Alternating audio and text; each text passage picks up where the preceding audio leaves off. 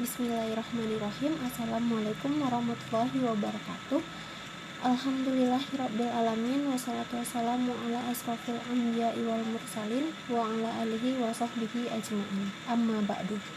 Salam sejahtera untuk kita semua. Syukur kita ucapkan atas nikmat kesehatan dan kesempatan yang Allah berikan kepada kita sehingga kita bisa mengikuti perkuliahan pada hari ini. Baiklah, kami dari kelompok 6 akan memulai presentasi. Sebelumnya, saya akan memperkenalkan anggota kelompok saya. Yang pertama, saya sendiri, Fadilah Sonia Putri, dan rekan saya, Bang Fajri Adiyat Rivian. Pada kesempatan kali ini, saya akan menyampaikan materi presentasi yang berjudul Upaya Perbaikan Gizi.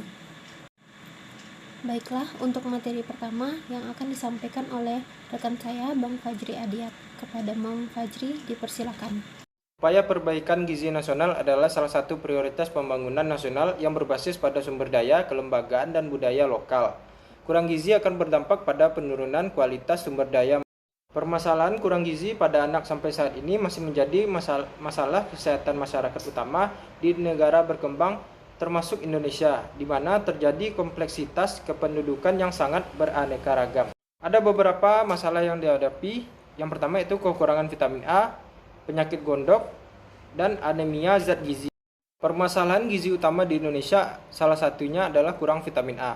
Kekurangan vitamin A biasanya dialami oleh balita dan dapat berpengaruh terhadap status gizi, status kesehatan, angka morbiditas.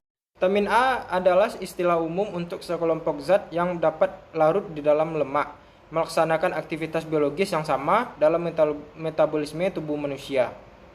Vitamin A berperan penting dalam penglihatan yang normal, ekspresi gen, tumbuh kembang fisik, pemeliharaan sel, dan fungsi kekebalan tubuh pada semua tahap kehidupan, khususnya selama kehamilan dan menyusui.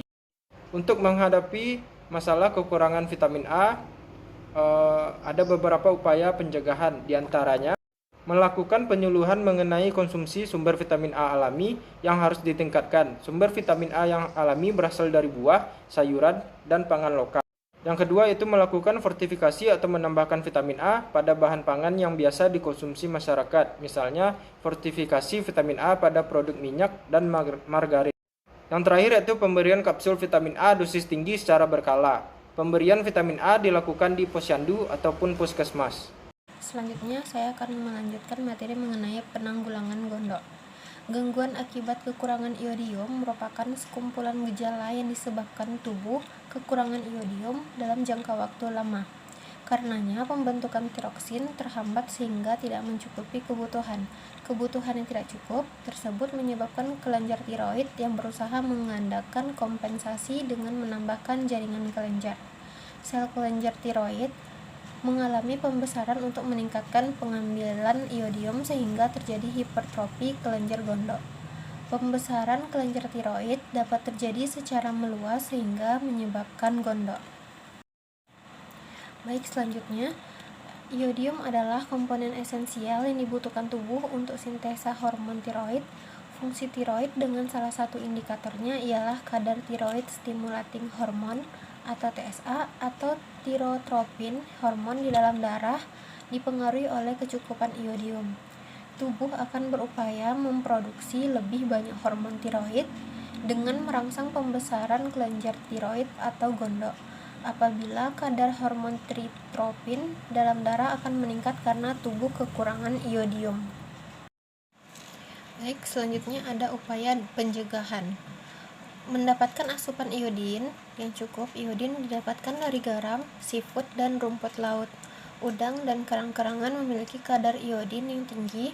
Susu sapi dan yogurt merupakan sumber alternatif untuk jenis makanan yang mengandung iodin jika tinggal di daerah pegunungan dan jauh dari laut. Beberapa jenis sayur dan buah-buahan juga mengandung iodin meskipun kadarnya di bawah seafood. Kadar iodin yang dibutuhkan adalah 150 mikrogram per hari atau kurang dari setengah sendok teh garam.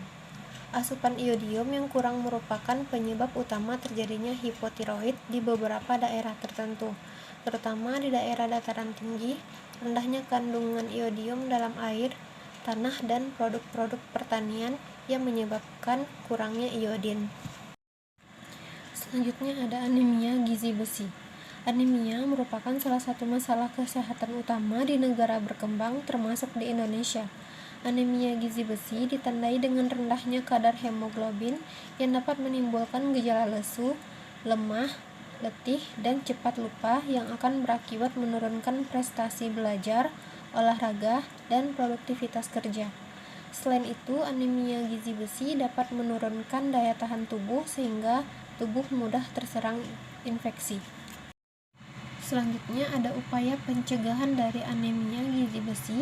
Yang pertama, memperbanyak makanan yang mengandung zat besi dalam kadar cukup tinggi seperti telur, kangkung, ikan segar, kacang hijau, tempe, kedelai, beras merah, bayam, dan daging sapi. Yang kedua, fortifikasi bahan pangan yang mengandung zat besi seperti fortifikasi tepung terigu dengan zat besi untuk mencegah anemia. Dan yang terakhir, pemberian edukasi gizi juga pada remaja putri. Baiklah, demikian presentasi kami pada kesempatan hari ini. Kami mohon maaf yang sebesar-besarnya apabila ada tutur kata maupun tindakan yang kurang berkenan. Dengan ini saya tutup. Wassalamualaikum warahmatullahi wabarakatuh.